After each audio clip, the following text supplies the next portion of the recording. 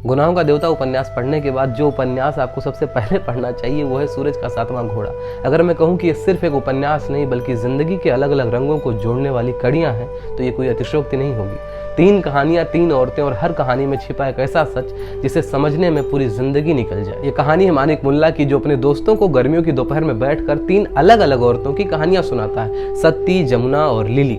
तीनों की जिंदगी एक दूसरे से अलग होते हुए भी कहीं ना कहीं जुड़ी हुई है। सत्ती भोली लेकिन सामाजिक बेड़ियों में जकड़ी हुई, जमुना एक ऐसी औरत जिसे अपने वजूद को साबित करने के लिए लड़ना पड़ता है, और लिली जो आज़ादी चाहती है लेकिन उसकी कीमत उसे समझ नहीं आती। और इन सब के बीच मानिक मुल्ला, क्या वो सिर्फ एक कहानीकार है या उन कहानियों का असली किरदार? धर्मवीर भारती की लेखनी हमेशा सामाजिक परतों को उधेड़ने के लिए जानी जाती है, लेकिन इस बार उन्होंने कहानियों के भीतर कहानियां बुन दी हैं। ये सिर्फ प्रेम और वियोग की कहानी नहीं, ये समाज की उन सच्चाइयों की बात करती है जिनसे हम हर दिन सामना तो करते हैं लेकिन समझने की कोशिश नहीं करते।